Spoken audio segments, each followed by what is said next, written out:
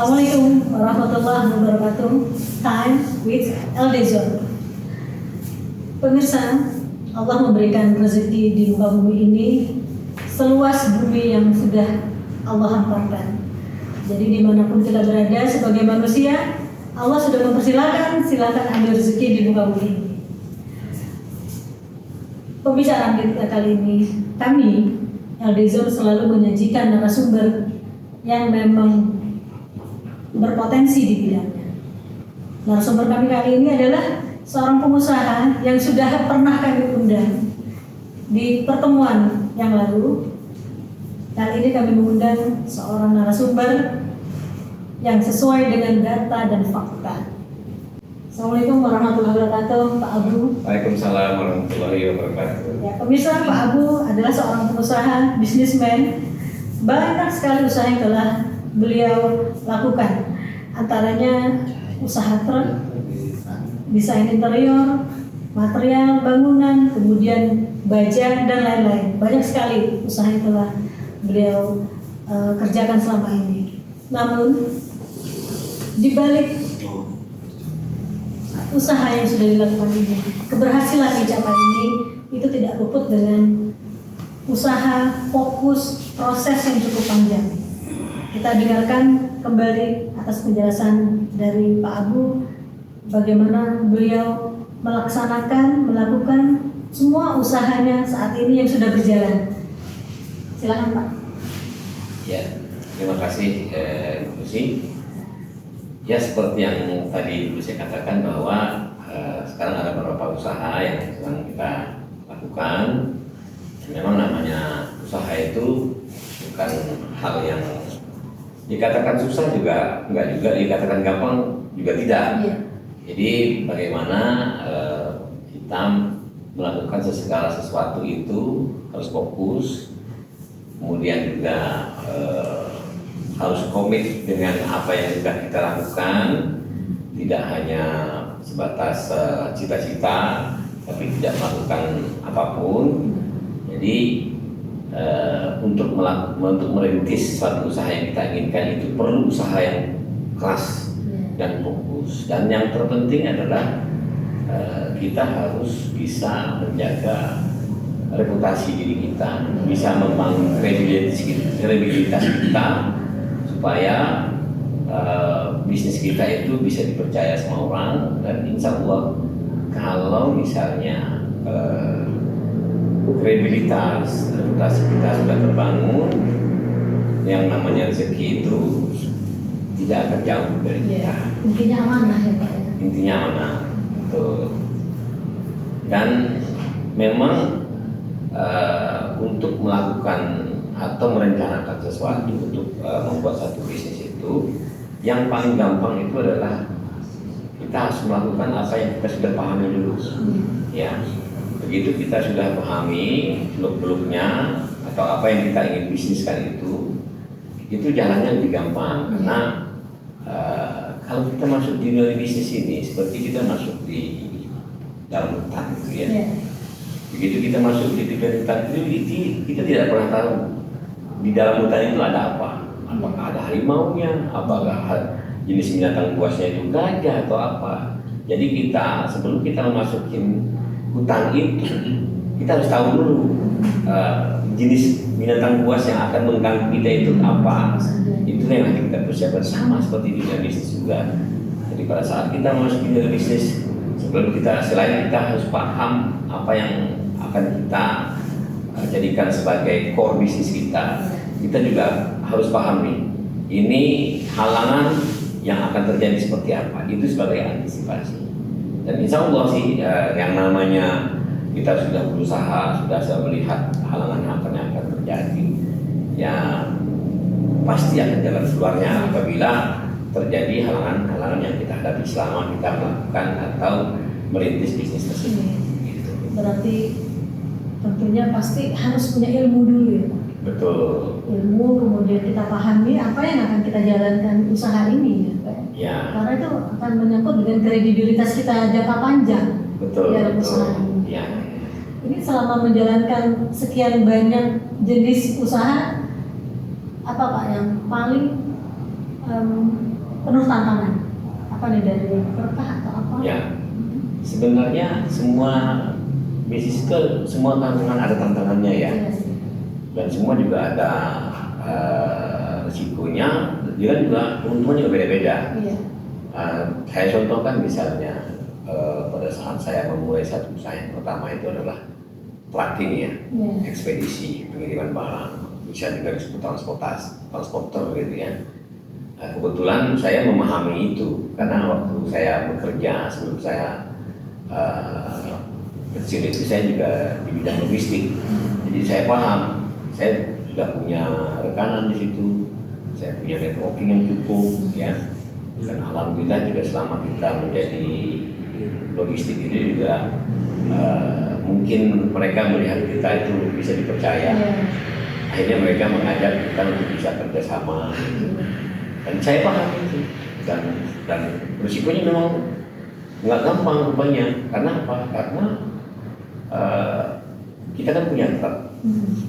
Truk itu kan aset kita.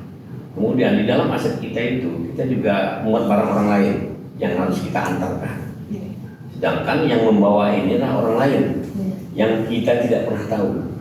Nah, ini yang jadi tantangan kita. Bagaimana supaya kita dalam memilih kru untuk bantu usaha kita itu, misalnya driver, ya harus kita pahami kriteria orang itu. Beda driver, beda cara bicara, beda latar belakangnya juga. Jadi kita juga harus hati-hati. Dan kalau kita tidak hati-hati, risikonya juga tinggi. Gitu. Selain itu juga kita harus paham, jangan cuma truk ini seperti orang, dia juga butuh makan. Jadi dia juga harus maintenance juga sendiri ya, servisnya berkala, safety-nya juga harus nomor 1 gitu ya. Jadi memang dia high profit tapi high risk juga gitu. Ini yang paling penting. Kemudian kalau kita masuk ke dunia properti misalnya ya, dunia properti juga kita bikin bangunan belum tentu selera sama yang butuh pembangunan itu. Jadi kita juga harus paham dulu nih. Jadi ada banyak berapa kita ngebangun klaster yang lama lakunya gitu, karena mungkin dari sisi cost-nya mungkin nggak sesuai atau masih di atas dari daerah situ, atau mungkin modelnya udah ketinggalan zaman. Nah ini harus kita pahami sebelum kita melakukan bisnis itu. Nah, material juga sama semua. Jadi semua ada tantangan. Tapi kalau saya begini, saya nggak banyak mikir orangnya kalau soal memulai bisnis. Begitu kita ngeliat peluang, jalanin aja dulu. Jalanin dulu, nanti kan ketemu masalah. Nah masalah itu kan bukan buat dihindari, tapi buat dipelajari supaya kita bisa melawan masalah itu. Jadi kita bisa mengatasi masalah apapun yang terjadi, ya kita harus jadi pemenang di situ, begitu. Prinsipnya gitu sih. Inilah sampai sekarang semuanya berjalan berbarengan ya Pak ya. Alhamdulillah. Ya karena mempunyai ilmu tadi. Ya. Apa sudah klik dengan bisnis yang sudah dilakukan ya Pak ya. Mengenai tadi sudah bincang-bincang mengenai bisnis yang cukup panjang nih Pak Snalbe. Berarti kan antara bisnis dan dagang itu ada bedanya, ya Pak? Ada dong. Gitu. Jadi bisnis bukannya antara dagang ini sama aja dong menjual produk, bisnis juga sama dong menjual produk juga, ya Pak? Ya. Jadi gini. Ini yang saya jawab ya. Dagang itu adalah konvensionalnya, kuncinya sama, dari keuntungan, ya. Kalau konvensional itu sebenarnya konvensional begini, dagang itu adalah mencari sumber yang murah atau harga sesuatu tertentu, nanti dijual ada profit di situ. Hanya itu aja. Jadi dia tidak akan berusaha mengembangkan dari produk itu. Itu hanya dagang. Jadi dagang itu dapat barang murah dijual dengan harga lebih tinggi supaya dapat profit. Hanya itu. Nah, kalau bisnis itu enggak. Dia akan lihat lebih aspek lagi di luar barang itu, produk itu. Produk ini kan banyak. Ada produk yang berupa barang, ada produk yang berupa jasa, ya kan? dan ada produk lain yang bisa menghasilkan dari situ, ada rantai pasoknya di situ. Nah, seorang pebisnis itu akan berpikir dari rantai pasok itu untuk bisa menjual barang itu, dan itu semuanya peluang nih. Dari pabrik sampai menjadi produk, sampai ke konsumen. Contohnya misalnya, ini yang saya lakukan, dan baru saya mulai lagi ya. Lampu kristal, banyak toko yang jual lampu kristal. Tapi begitu kita masuk ke toko, ada yang nggak cocok, ya udah kita cari tempat lain. Kalau tanya, oh nggak ada yang beli model begini, itu berarti kita ke toko itu berarti dia pedagang. Nah, kalau saya punya lampu kristal cukup satu, saya punya. Tapi kita baca di sini custom. Dia bisa modelnya mau apa, boleh milih. Request. Mau yang kristal model-model sekarang, atau yang ada seni antiknya, ada yang klasiknya, kita bisa bikin. Artinya kita juga bisa puasin cara bikinnya. Nggak cuma barang itu jadi kita jual enggak. Kita harus tahu sumbernya di mana, dan sumber ini diajak kerja sama kita. Nah, ini yang berarti direct ya. betul, itu yang namanya bisnis tulis itu. Itu. Nah, dari sini misalnya nih, kalau misalnya sumber kita jauh, ya bikinnya misalnya jaraknya sekitar 10 km, 20 km, besar di sana. Gimana caranya dia bisa kerja di tempat kita? Jadi cost-nya ini kan nggak ada. Kita betul. Jadi yang tadinya kita beli barang jadi supaya bisa dijual di toko kita, tapi gimana caranya? Yang pemasoknya pun, yang bikinnya pun kerja sama kita. Itu. Jadi kita udah nggak perlu barang jadi yang kita beli untuk kita jual, tapi bahan bakunya bisa kita langsung beli. Kalau bahan bakunya dari impor, bila perlu kita langsung impor bisa. Jadi berapa cost yang bisa kita ambil? Mengurangi biaya dan memperkecil harga jual tetap sama, malah bisa lebih murah. Dan kita bisa jadi pemasok, nggak cuma ngejual tapi juga pemasok ke penjual yang lain. Itu dari jadi itu beda antara pedagang dan bisnis gitu. Gitu kira-kira. Di sebelah Pak Abu Hasan ada seorang bapak yang bernama Bapak Asnawi. Pemirsa, Pak Abu Hasan dan Pak Asnawi sama-sama alumni, berteman sebagai alumni dari Politeknik Unsri Sriwijaya, Universitas Sriwijaya Pak Akbar. Nah, beliau berdua adalah seorang entrepreneur yang sangat luar biasa. Nah, untuk selanjutnya kami akan bertanya kepada Bapak Asnawi mengenai kegiatannya. Pak Asnawi, Assalamualaikum. Waalaikumsalam warahmatullahi wabarakatuh. Sehat ya Pak ya? Alhamdulillah sehat. Ya Pak Asnawi, selama ini kan banyak juga kegiatan yang sudah dilakukan, kemudian pekerjaan-pekerjaan ya. Nah, ini Pak Asnawi selama ini kegiatan di mana aja nih Pak?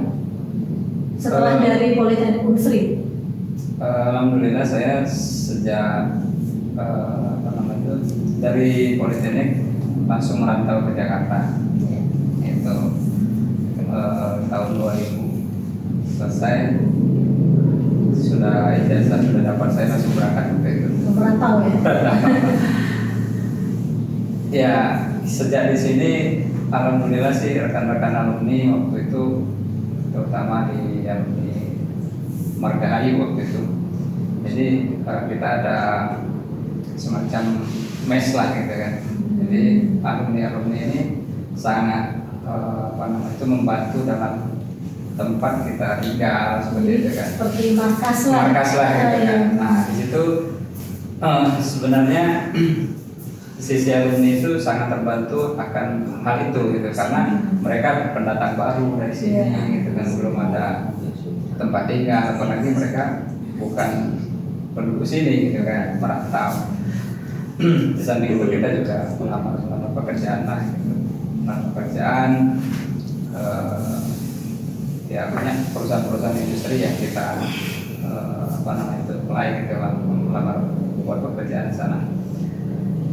Alhamdulillah saya diterima di industri waktu itu di perusahaan Muramoto Elektronik Indonesia, vendornya Epson. belum lama itu saya pindah ke perusahaan IT informasi teknologi yang bergerak di bidang industri informasi ini kaitannya dengan server, data center seperti itu kan. Dari perjalanan itu saya melihat bahwa alumni sangat di dunia pekerjaan itu sangat bisa bermanfaat dan bisa menyesuaikan diri dengan perguruan tinggi yang lain, berkompetisi lah gitu. Nah, salah satu Politeknik Negeri Sriwijaya ini merupakan politeknik yang terbesar juga gitu di Indonesia. Akhirnya saya bekerja di perusahaan IT, berkarir kurang lebih 6 tahun lah. 6 tahun saya memutuskan untuk buka usaha sendiri gitu, bergerak di bidang yang sama tentang IT juga. Karena saya berkeinginan waktu itu pengen punya usaha bergerak di bidang IT kan. Karena saya menyadari potensi ini IT merupakan prospek yang bagus pada saat itu dan sampai saat ini gitu kan berkembang. Tapi kendala dari kita sebagai ahli teknologi informasi itu harus melakukan update teknologi, jadi supaya kita nggak tertinggal. Tapi kalau kita misalnya tidak melakukan upgrading gitu, tidak mengikuti perkembangan teknologi, kita akan tertinggal gitu. Nah, dengan itu kita bisa belajar dari sisi keilmuan itu banyak. Kita bisa ikut training, latihan, sertifikasi dan lain-lain gitu, untuk melakukan upgrade ilmu pengetahuan terhadap teknologi informasi. Sampai saat itu saya memutuskan untuk usaha tadi. Beriring waktu saya ditarik oleh vendor untuk gabung ke perusahaan dia untuk membantu mensupport pekerjaan di bidang migas. Itu bergerak di bidang surveyor geofisikal yang di offshore di laut gitu, sampai saat ini. Migas Pertamina ya? Migas tapi vendornya Pertamina. Gitu. Jadi kita jadi partnernya Pertamina. Kita pernah kerjakan pekerjaan kabel di bawah laut, pekerjaan telkom, backbone gitu. Kita melakukan survei. Kemudian tempat saya kerjain di Pagi Utama terutama pernah melakukan membantu untuk pelacakan waktu itu dari tim surveyor itu menemukan pesawat Lion pada saat itu. Ya, waktu di Karawang kan. Sampai saat ini ya saya masih bekerja di sana sih. Luar biasa ya. Sesuai dengan skill yang dikerjakan selama ini ya. Nah, jadi setelah tamat kuliah tentunya kan kita sebagai generasi yang masih semangat untuk meraih cita-cita ya kan tentunya ya. Nah, kemudian merantau, banyak proses yang sudah dilakukan. Nah, untuk anak-anak sekarang ini kita bicara untuk zaman sekarang nih Pak Asli. Anak-anak sekarang kan setiap tahun alumni universitas itu kan makin banyak. Kalau dulu zaman kita mungkin masih ada tidak sebanyak sekarang ya jumlah alumni setiap tahunnya. Kalau sekarang universitas negeri itu sedikit dulu, mungkin satu provinsi cuma satu. Kalau sekarang saya ada negeri itu ada 2, bisa 3. Nah, mungkin swastanya juga makin banyak. Nah, melihat kondisi sekarang ini banyak alumni, apa nih menurut dari Pak Asnawi, dari Pak Agung untuk lapangan pekerjaan untuk generasi penerus kita ini? Jadi benar-benar peluang-peluang bisnis apa yang bisa dikerjakan oleh generasi sekarang ini Pak? Ya. Jadi sebenarnya ini mungkin nggak semua orang bisa baca peluang bisnis ini ya, karena waktu kita kuliah juga nggak pernah kita diajarkan bagaimana berbisnis gitu ya. Bagaimana mindset kita itu selalu diajarkan sesuai dengan kurikulum, dan itu sepertinya kita hanya disiapkan untuk siap kerja di politeknik itu. Dan kita nggak pernah diajarin mengenai bagaimana kita melihat suatu peluang, kemudian dengan skill kita nggak pernah diajarin itu. Nah, kalau saya melihat gini, katakanlah misalnya dengan background saya yang pernah bekerja sebagai karyawan di satu perusahaan, itu kita melihatnya bahwa setiap apa networking yang kita buat di dalam satu saat kita bekerja, itu sebenarnya ada satu peluang. Misalnya contohnya, saya waktu itu sebagai logistik manager, kemudian saya punya rekanan yang rata-rata semuanya owner truk.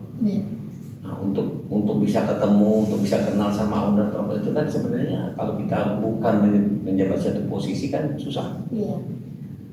Kenal sama mereka itu sebenarnya satu modal. Kalau menurut saya modal dalam arti ya kalau seandainya kita punya keperluan, punya kepentingan, pengen bisnis juga paling nggak yang sama dengan mereka, itu kan jadi rekanan.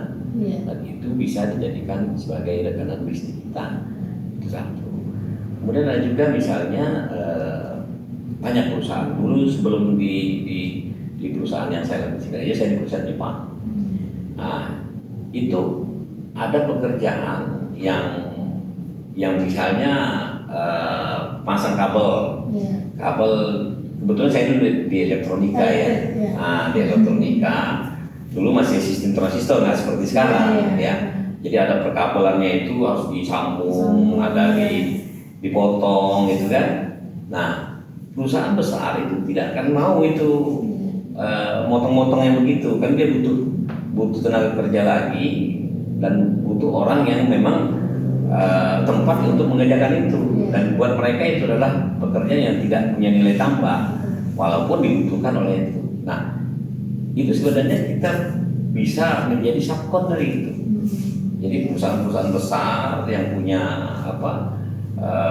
yang punya pekerjaan yang tidak punya nilai tambah, nilai produksi mereka bisa ditarik keluar dan kita bisa jadikan itu sebagai usaha kita sebenarnya. Ya kalau jadi kita membaca peluang. Betul. Jadi hal-hal kayak gitu membaca peluang, dan kita juga harus punya ilmunya. Ilmunya apa misalnya ya? Kita kalau sekarang itu adanya value engineering, ya ada dulu measurement segala macam ya untuk melihat suatu hal-hal yang tidak punya tambah operasional di lini produksi itu. Nah itu kita bisa tawarkan ke perusahaan bersangkutan bahwa ini kita bisa kerjakan, contohnya bisa begitu ya.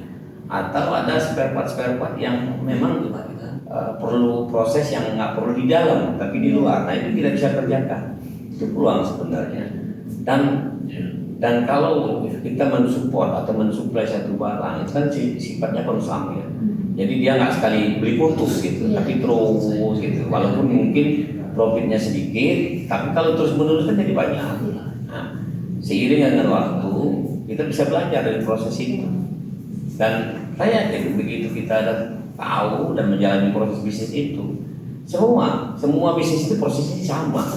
Cuma yang membedakan itu kan hanya medannya aja, jenis barangnya, betul. Tapi prosesnya sama sebenarnya. Jadi jangan melihat suatu peluang itu adalah uangnya dulu, ya itu kuncinya. Jangan melihatnya, saya dapat untung berapa, nggak usah. Itu bonus aja. Yang penting kita ngerti prosesnya. Ini bisa peluang ini bisa kita buat sebagai satu yang bisa menghasilkan apa tidak. Jangan itu dulu berapanya. Nah, paling kita hitungnya itu adalah misalnya cost-nya berapa, ya. Kalau misal kejauhan hanya yang dunia dikit kan ya juga susah kan. Kita cari yang terdekat di situ, sewa tempat atau apa supaya cost-nya dikurang. Ya, itu yang basic dari pemikiran itu sebenarnya sederhana aja. Gitu. Ya ini sebetulnya ilmu pengetahuan yang sangat luar biasa untuk generasi sekarang. Bagaimana membaca peluang-peluang usaha itu sangat banyak kesempatan dan banyak sekali. apalagi dengan kondisi sekarang digitalisasi, ya. Banyak generasi sekarang mereka hanya melihat untungnya saja. Betul. Atau mudah nih, ya kan? Ya. Banyak sekali tuh yang bisa kita saksikan di media sosial, ya kan? Bagaimana cara mendapatkan 2 miliar dalam waktu sekian, ya kan? Sepertinya ya dilakukan mungkin akan dapat segitu, tapi itu tidak gampang. Harus melalui proses dulu, ya kan? Nah, seperti Pak Asnawi, saya juga pernah Pak sebagai seorang karyawan. Saya pernah menjadi seorang karyawan juga di perusahaan Jepang dulu. Ingat elektrikal tadi ya, saya dulu di PKM Musi 2 Pak dulu kerjanya. Oh, iya. Jadi apa namanya, tamat kuliah di sana kerja. Nah, jadi memang mindset kita dulu tamat kuliah kerja. Ternyata seiring dengan waktu kan berubah. Bagaimana caranya kita menjadi karyawan juga, tapi kita punya side bisnis, ya kan? Seperti itu. Ini seperti yang sudah dilakukan Pak Asnawi ini, ya. Kita luar biasa, jadi sudah memproper apa namanya untuk apabila pensiun nanti, ini sudah menyiapkan seperti itu. Benar nggak ini Pak? Untuk apa nih, mungkin ada masukan untuk kasih saran kepada anak-anak sekarang, generasi penerus ini, bagaimana caranya untuk tetap menjadi karyawan dan juga bagaimana menjadi seorang yang punya side business. Baik, sebenarnya itu dari sisi semacam kurikulum ya. Kalau menurut saya sih, di samping ada kurikulum yang ditetapkan oleh pemerintah, si pribadi seseorang itu harus punya kurikulum tersendiri. Nah, jadi dia harus punya program. Ketika kurikulum ini tidak memenuhi kriteria dia harus punya kurikulum tersendiri. Nah, saya berangkat dari bekerja waktu itu.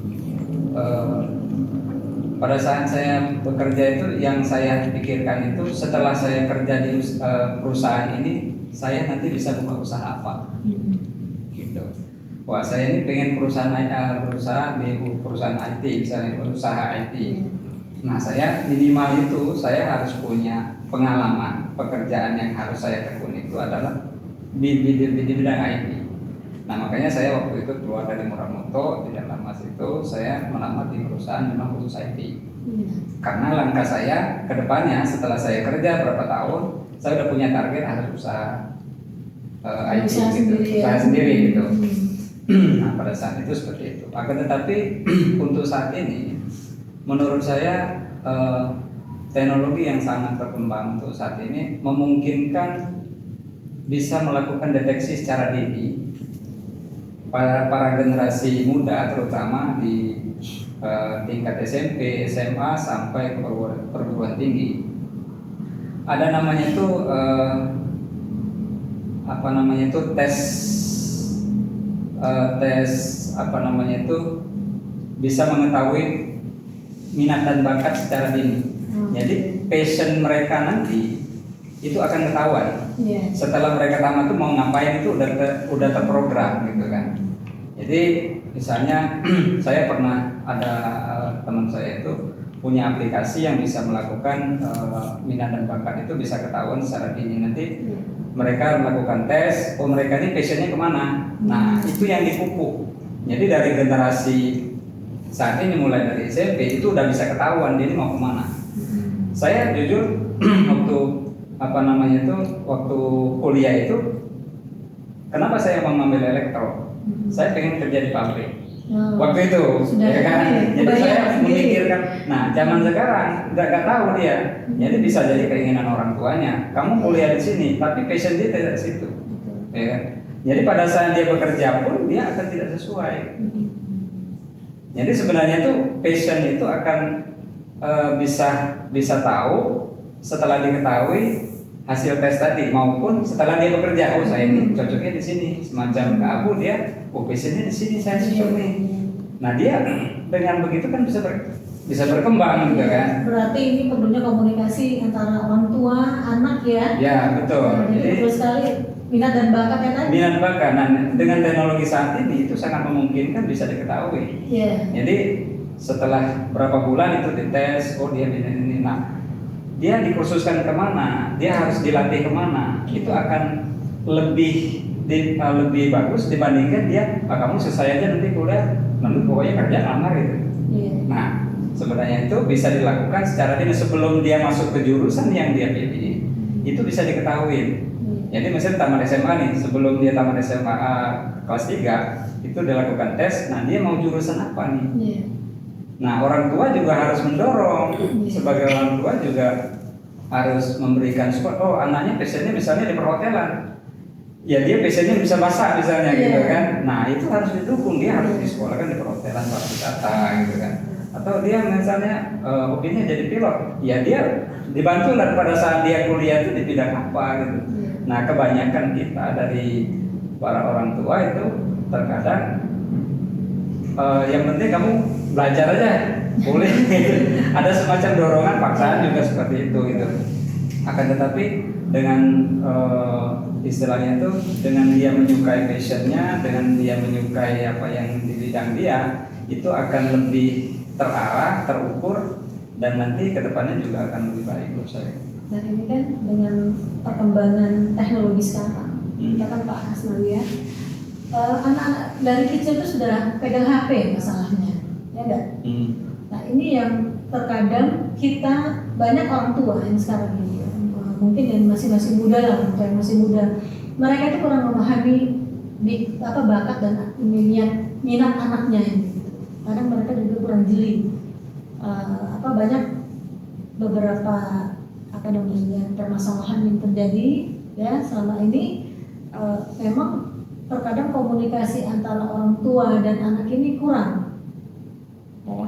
Nah, jadi perlunya yang untuk passion anak ini disupport oleh orang tua kan harus ada komunikasi itu dari awal. Yeah. Ya. Tidak mungkin misalkan dari tiba-tiba SMA kelas 12 baru orang tuanya berusaha untuk mengenali, udah kamu bidangnya di sini, anaknya nggak mau ya kan? Yeah. Nah itu terkadang menjadi permasalahan untuk selanjutnya. Ya. Nah kalau dari untuk orang tua sendiri nih, mungkin ada saran-saran dari Pak Hasnawi yang sekarang banyak bapak-bapak muda ya kan, ibu muda yang membiarkan anaknya ya udah yang penting sekolah tadi seperti yang dikatakan. Ya, jadi PR penting bagi sebagai orang tua.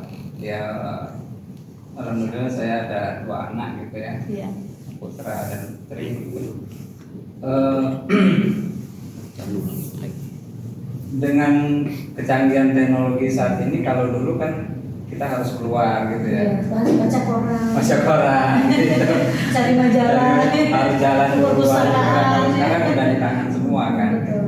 Nah, kalau sebagai orang tua tidak melakukan manajemen deteksi dini terhadap kelemahan dari sisi orang tua saat ini adalah karena masuknya teknologi itu tidak diimbangi dengan pemahaman bagi orang tua untuk dampak dan efeknya. Jadi ketika teknologi itu masuk, ya udah bablas saja gitu kan. Padahal bingung, terlambat gitu. Akan tetapi ada juga orang tua memfilter anaknya itu belum dikenalkan. Jadi saya beberapa kasus itu orang tua itu membiarkan, ini ya maaf ya bagi bapak-bapak ibu-ibu yang di rumah yang dimanapun berada gitu ya. Kadang-kadang kita itu supaya anak anteng dikasih handphone. Yang penting dia anteng kasih handphone. Itu sebenarnya kalau menurut saya, pendapat saya itu nggak bagus. Karena ada cara lain yang membuat dia anteng itu nggak harus disediakan handphone. Karena efeknya banyak gitu kan, dari sisi kesehatan juga kurang bagus dari anak kecil gitu kan, dari sisi pola pikir gitu. Karena saya pernah bicara pengalaman seorang marketing gitu.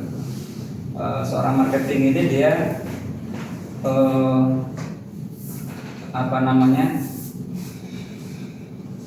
dia membuat program untuk memberikan menayangkan iklan. Nah ini harus diketahui nih bagi ibu-ibu, bapak-bapak gitu.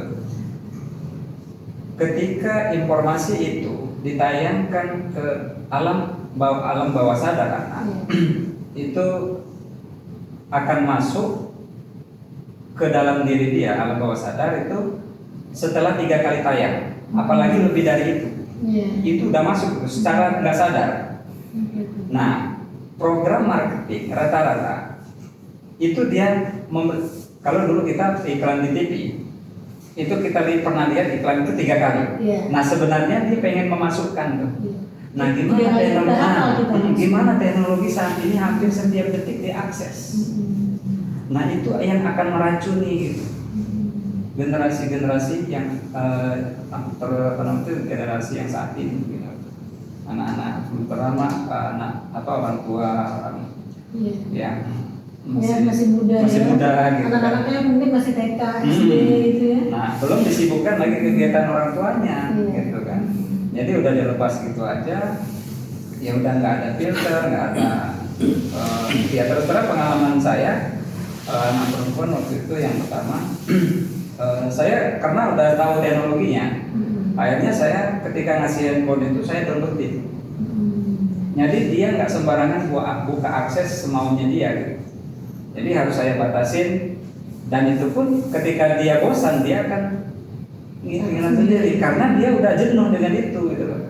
Tapi kalau dia sekarang handphone ada pada YouTube bisa scroll aja gitu. Jadi ya nggak ada habisnya. 24 jam dia akan akses. Ya gimana dia mau berpikir yang mau normal ya. Normal gitu kan. Anak seusia dia gitu kan. Iya. Ya itulah kesedihan yang cukup perlu perhatian serius dari semua pihak ya, pemerintah, kemudian pihak-pihak terkait lah. Iya. Berharap ya ada beberapa negara kan sudah mulai untuk memberikan batasan anak usia untuk dalam penggunaan handphone ya kan. Kita berharap juga pemerintah kita seperti itu. Iya. Ada pembatasan karena buktinya banyak sekali negara kita anak-anak di bawah usia ya mengalami gangguan kejiwaan ya. Iya. Ada yang tantrum, kemudian mata ya kan. Intinya itu memang handphone itu kan akan menjadi baik apabila digunakan untuk kebaikan ya, seperti itu ya Pak ya. Jadi ya pemirsa, kami hari ini narasumber kami ada 2 orang yang mempunyai sisi yang sama sebetulnya, tapi keahliannya berbeda tapi satu. Sama-sama kuliahnya dulu tamatnya dari teknik elektro dan teknik elektro satu jurusan. Nah, jadi inilah kami ukhuwah ini, kebersamaan ini kami sangat mengutamakan sebagai alumni, sesama alumni ini. Ya pemirsa, ya semoga apa yang sudah yang kami sampaikan ini bermanfaat untuk masyarakat luas. Ya Pak Bu, dalam usaha bisnis kan kembali lagi banyak duri, kemudian kenikmatan yang sudah Allah berikan tentunya kan ya, banyak sekali yang tentunya bisa anak-anak bangga dengan anak-anak yang berhasil pendidikan tentunya Pak ya. Nah Pak Abu sendiri sebagai orang tua yang sudah melihat anak selesai tuntas seperti ini, pastinya tentu ada trik-trik tersendiri, ada aturan-aturan yang memang dilakukan untuk anak-anak ya Pak dalam mendidiknya. Mungkin boleh Pak sharing untuk ke pemirsa ini. Ya, tadi seperti Mas Nari katakan tadi bahwa kita harus paham passionnya anak itu apa. Ya, jangan kita memaksakan kemauannya kita untuk dia menjalani satu pendidikan misalnya pada saat ini kan usianya pada saat ini dari SMA ke universitas. Betul. Karena simpang jalan kan di sini. Iya. Nah, kalau masih dia kecil mungkin belum kelihatan nih. Karena anak Masih itu selalu pindah-pindah. berubah, selalu berubah. Tapi begitu di SMA kita harus bisa lihat. Nah, yang paling sering terjadi itu kebanyakannya itu ya anak itu memang dia nggak bisa nih. Iya. Kadang-kadang memutuskan dia mau masuk mana. Nah, itu jangan juga memaksakan dia kan ya. Dia kita kalau kita paham anak kita pasti tahu nih dia keluarganya di mana, kekurangannya di mana, dia yang penting kan. Nah, kalau anak saya enggak, saya kasih dulu dia, dia sukanya apa. Oh ini jurusannya ini. Kita kasih jelasin nih, kalau ini bisanya begini. Kalau masuk ke hubungan internasional kamu harus paham negara, cerita sejarah dari tiap negara segala macam. Kemudian kalau masuk ke akuntansi kamu harus pinter ngitung ininya yang detail gitu kan.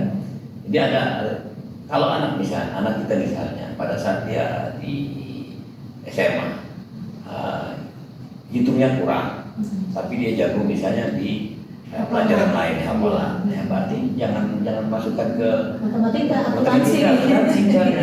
Ya. Dia maunya hubungan internasional, ya udah nggak apa-apa, dia cocok dengan ininya dia. Kadang-kadang teman kita ini kan ikut-ikutan, kita ini kan ikutan temannya dia. Temannya dia ini bagus sih, tapi dia kadang-kadang nggak kenal dia sendiri. Nah kita ini sih mengarahkan dia, tapi tidak membebani dia kan, karena kita tahu kemampuan anak kita.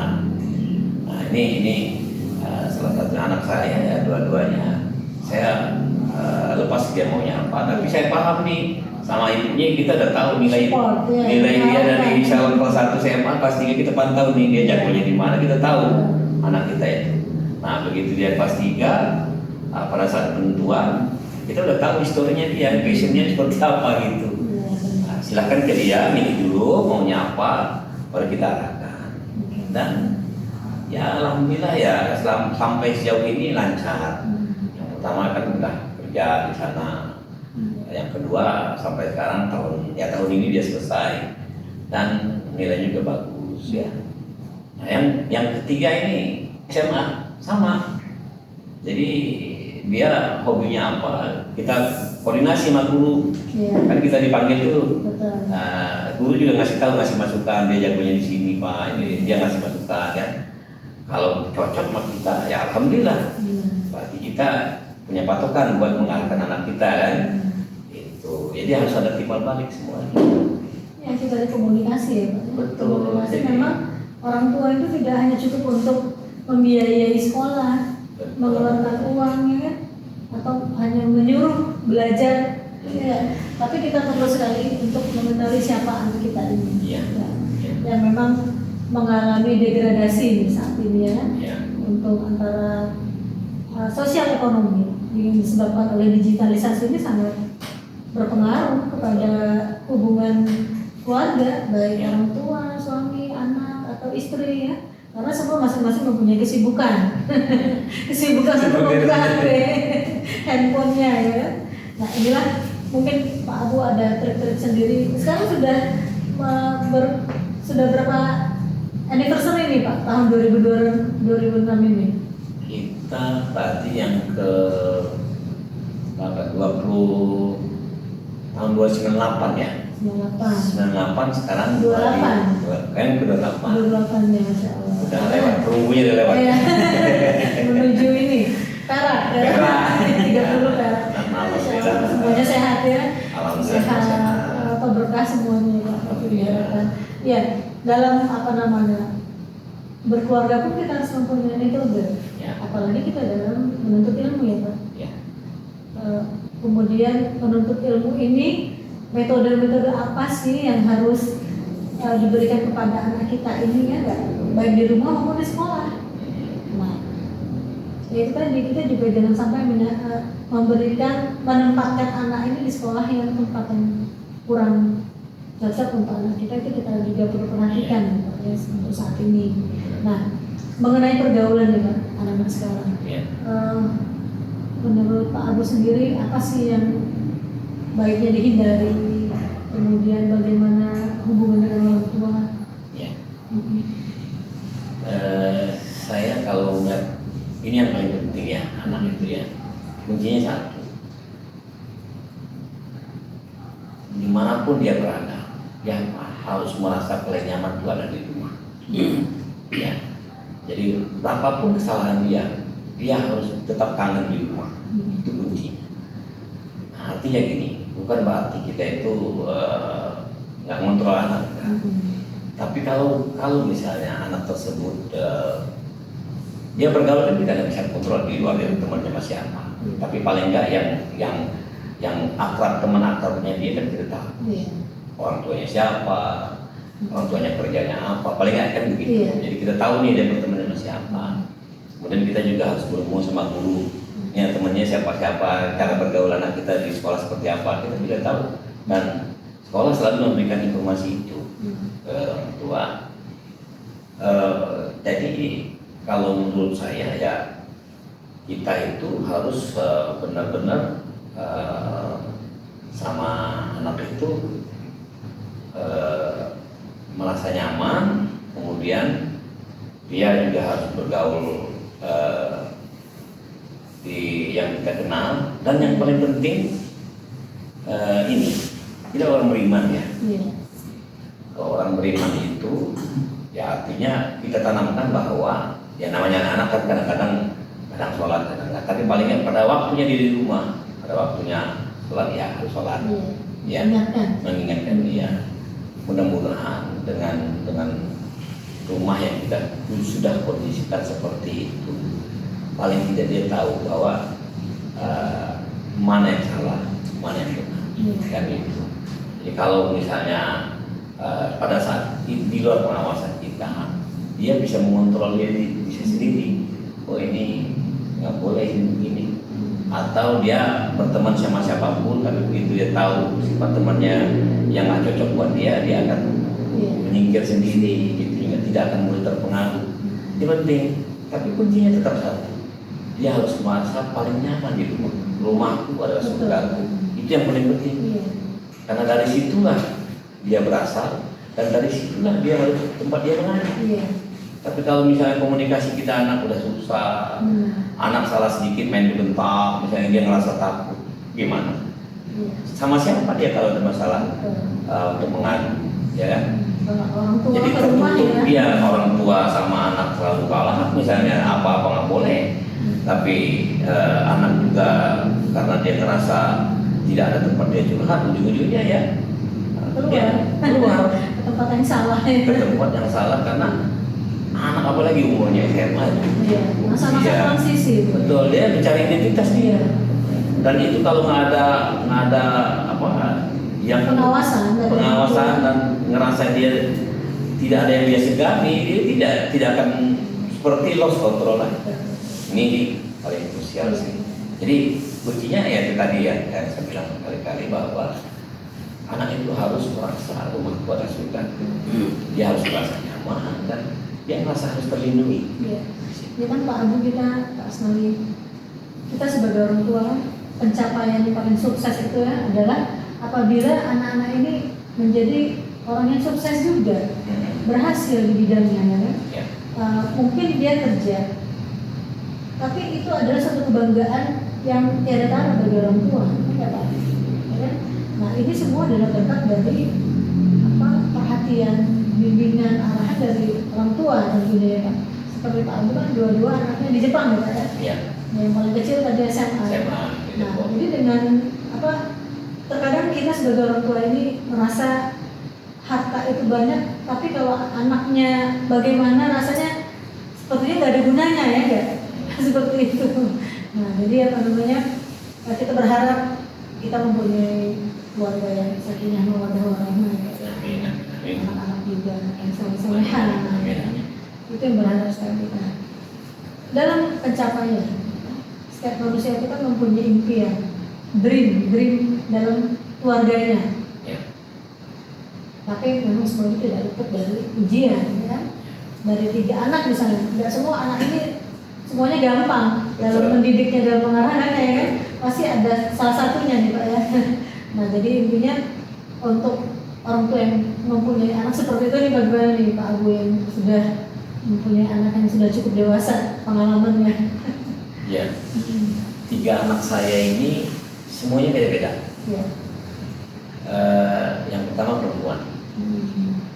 Dia orangnya ya kalau kita bilang super dia temannya itu paling banyak di sekolah itu. Dan orangnya anaknya terus terang. Kalau sama kita, kalau sama siapapun, kalau salah bilang salah, kalau benar bilang benar. Jadi nggak pernah ada basa-basi ya. Nah, ini modelnya begini. Kita harus paham dulu nih. Iya. Nah, yang kedua anak introvert. Ya, dia senang di rumah, orang laki-laki dia senang di rumah. Temannya nggak banyak. Iya. Karena dia hobinya, berarti dia hobinya main game, main komputer, bikin aplikasi apa gitu ya. Oh ya biasanya begitu. Nggak bisa kita suruh dia, kamu keluar sana, kan susah ya. Iya. Dia ujung-ujungnya begitu dia keluar karena bukan karakternya dia, malah diam dia di antara teman-temannya kan, malah nanti jadi masalah buat dia kan. Ya udah kalau memang dia begitu, ya udah bikin dia nyaman di rumah. Diberikan sesuatu lah yang Betul, yang nyaman lah dia, aktivitas dia, berarti dia senangnya di rumah. Nah kalau yang kecilnya sama seperti yang pertama ya, cuma dia laki-laki, ini temannya banyak, hobinya dia ngajak temannya diminum di rumah. Oh. Nah itu Malah lebih aman itu sebetulnya. betul menginap di rumah. Yang diajak ini bukan teman SMA, bukan SMA, teman di SMP pun masih menginap di rumah. Oh, iya. Luar biasa. Jadi kalau di sekolah itu dibilang tuh pernah dia tuh dapat yang paling itu penghargaan yang paling dia paling populer. Oh. Dikenal semua Paling orang. baik. Paling baik. Jadi satpam sampai ini pun kenal sama dia. baik. Iya, sampai kelas sekolah kenal sama dia. Itu meniru dari bapak ibunya Mungkin pastinya, begitu, ya kan iya. seperti itu. Nanti kita pahami nih karakter anak-anak. Iya. Nah, berarti kita ya dengan pahami ini, berarti kita bikin dia nyaman supaya dia nyaman seperti apa? Sesuai dengan karakternya dia kan. Ya, tapi tetap perlu pengorbanan pemikiran ya Pak dari orang tua, nggak bisa disambi-sambi. Ya udahlah dia di rumah aman tenang. Oh bukan begitu aja Betul. ya kan? Jadi kita lihat dulu nih dia nyamannya apa gitu. Ya kayak yang misalnya nih yang bawa temennya suka bawa temannya ke rumah, dia senang kalau mau temannya rame tidur di rumah itu di kamarnya itu. Jangan bikin temannya itu nanti nggak enak rumahnya ini orang tuanya cemburu kan nggak enak kan? Iya. Jadi kalau ada temannya itu seperti anak kita melakukan. Iya, iya.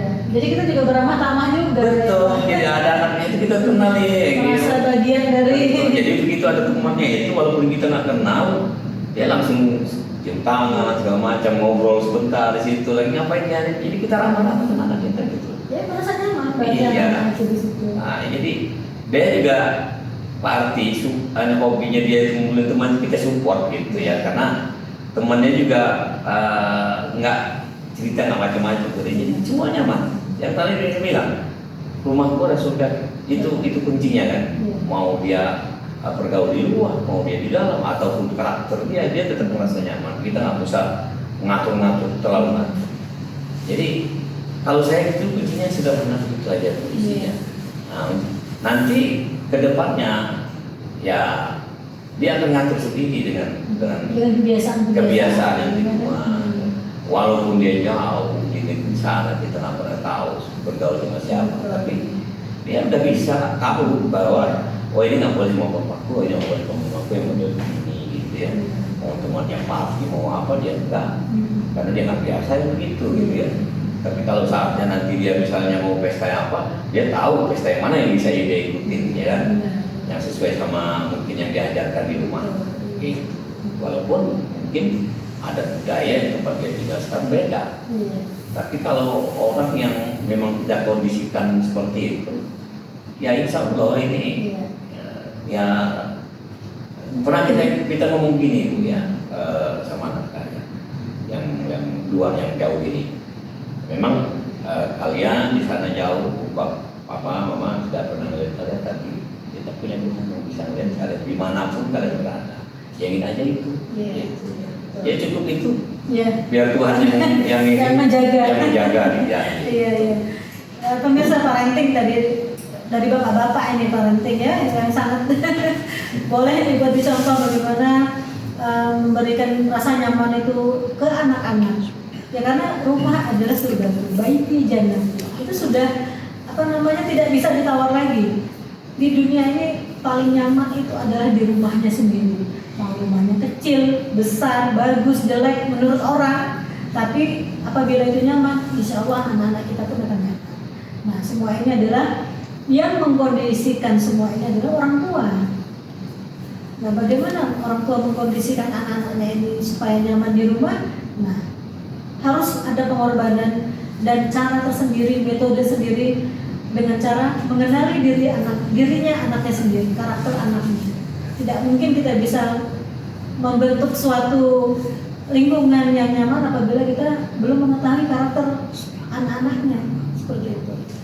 Ya baik pemirsa, semoga pertemuan hari ini, parenting yang sudah disampaikan hari ini oleh bapak-bapak berdua bermanfaat untuk semuanya. Sampai berjumpa kembali dengan narasumber-narasumber kami yang lainnya. Assalamualaikum warahmatullahi wabarakatuh.